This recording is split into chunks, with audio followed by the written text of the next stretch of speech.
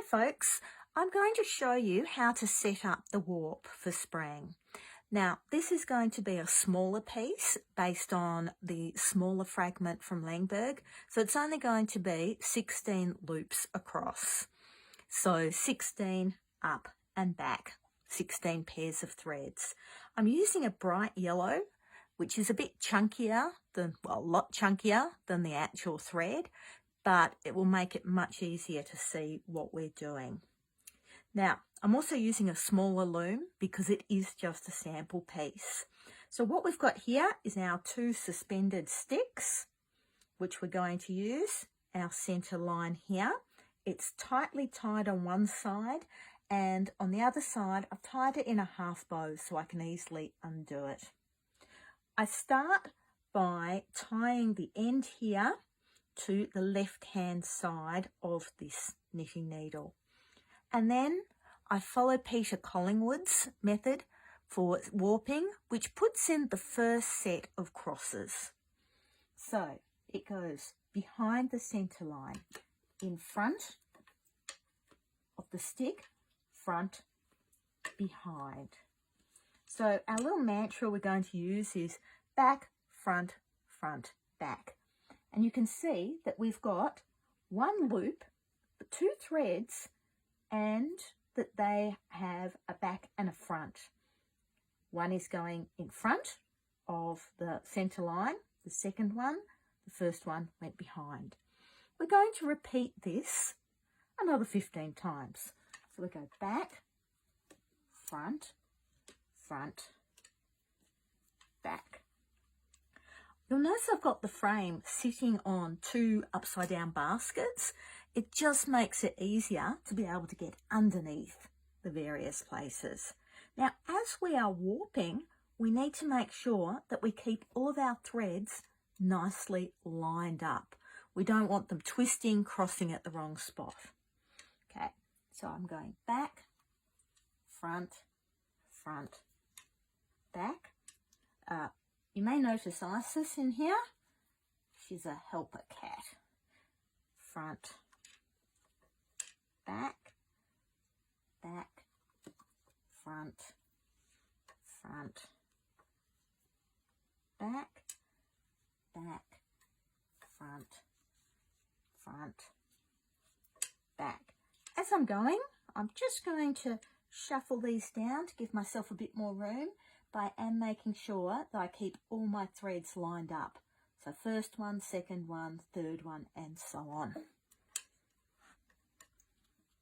Okay, back, front, front, back, back, front, front, back, back, front, front, back, back, front, front, back.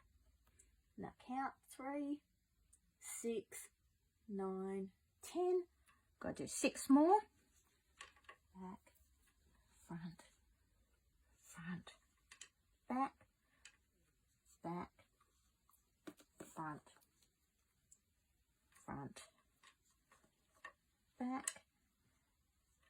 back, front, front, back, back, front, front, back. We'll count 3, 6, 9, 12, 13, 14. 2 more. Back, front, front, back, back, front, front, back. Now, at this point, I'm going to cut my thread and tie it off on the right hand side.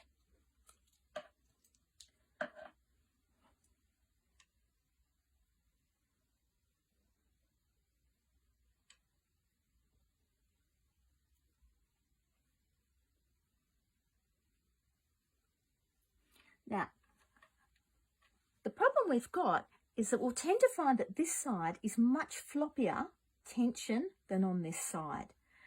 and that usually happens as you are warping. You'll notice that the first few passes here are really awkward. And you'll particularly notice this if you've got a very large warp. So what I'm going to do is basically take up the slack from my warp threads. So I'm starting at the right hand side and I'm just pulling it up gently, getting the feel, getting the tension, and then I'm pulling the next one and transferring the slack to that one. I move to the next one, and you can see that each time I'm getting a little bit more of the slack up as I work across. Now, as you do this, always remember to keep your threads neatly lined up. We don't want any crossing them in the wrong places or twisting.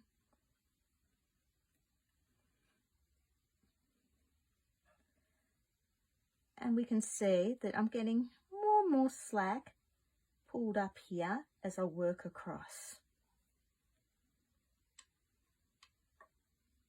You'll also notice that it's actually a lot easier to do all this if your sticks or knitting needles or whatever are long enough to rest on your loom so they don't actually flop off. And they're just not quite the right size. There, we're getting more and more slack up, aren't we? Here. There.